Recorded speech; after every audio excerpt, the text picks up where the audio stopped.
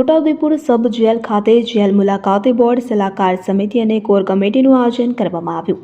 છોટાઉદેપુર સબ jail ખાતે jail મુલાકાતે board સલાહકાર સમિતિ અને કોર કમિટીનું આયોજન કરવામાં આવ્યું હતું। આ મીટિંગમાં કેદીઓને આપવામાં આવતી સારવાર તથા ખોરાક અને જેલની સ્વચ્છતા, લાઇબ્રેરી સુવિધા, કેદી કલ્યાણને લગતા મુદ્દાઓ પર ચર્ચા કરવામાં આવી હતી। ઉપરાંત સબ જેલમાં 14 વર્ષની સજા પૂરી કરેલ હોય કે તેવા કોઈપણ કેદીને જેલમાં રાખવામાં આવેલ ન હોય। જેલ સલાહકાર સમિતિ મીટિંગમાં કોઈપણ કેદીનો કેસ રજૂ કરવામાં આવેલ ન હતો તેમજ કોર કમિટી મીટિંગમાં જેલમાં રાખવામાં આવેલ કાચા આરોપીઓને કેસ બાબતે સમીક્ષા કરવામાં આવી હતી। જેલ અધિક્ષક ડી.કે. પરમારના જણાવ્યા અનુસાર ડેપ્યુટી કલેક્ટર આર.બી. ચૌધરી દ્વારા જેલમાં યોજવામાં આવતા સ્વરોજગારલક્ષી તાલીમ કોર્સમાં ઉત્સાહભેર ભાગ લેવા અને જેલમાં મુક્ત થયા બાદ જેલમાં લીધેલ તાલીમ કોર્સ દ્વારા સ્વનિર્ભર બનવા માટે કેદીઓને પ્રોત્સાહિત કરવામાં આવ્યા હતા। અધિક સેશન જજ સી.કે. મુનશી દ્વારા આર્થિક રીતે નબળા અને પોતાના કેસોનો બચાવ કરવા માટે ખાનગી વકીલ રોકવા માટે સક્ષમ ન હોય તેવા કેદીને જિલ્લા કાનૂની સેવા સત્તામંડળના માર્ગદર્શન હેઠળ કાનૂની સલાહ તથા કાનૂની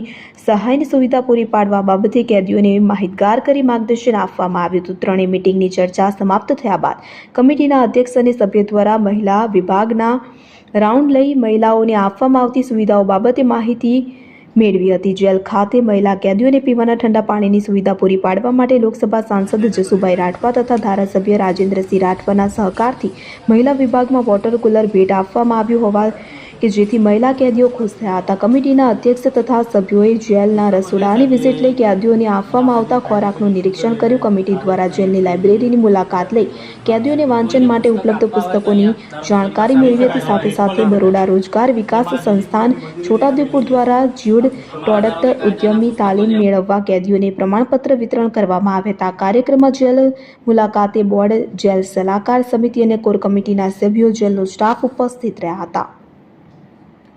બ્યુરો રિપોર્ટ ઇમરાન મિર્ઝા, છોટાઉદેપુર। અમારે કામ સેલનો માપો હોવો જોઈએ અને અમારે સ્ટાફને હોવું જોઈએ પણ આ નાની જેલ છે એટલે સાહેબ એવું કારણ કે ત્યાં પેલા કાકા કેદી હોય છે એટલે અમારો જે ફર્નિચર વિભાગ છે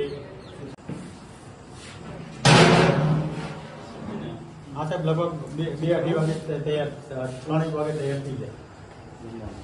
અત્યારનું બાકી છે હા જે વેચવાનું બાકી રાખ્યું છે। મંદિર છે નવું મંદિર બનાવી દીધું છે, આરસમાં આવી ગયું છે।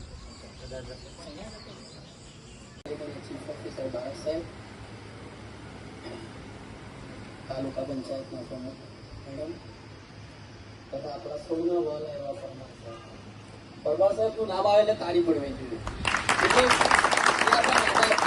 અન્ય તો માતા છે।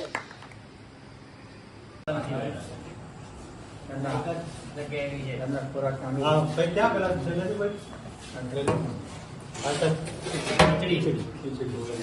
સાંજે શાક રોટલા વ્યવસ્થા નથી એટલે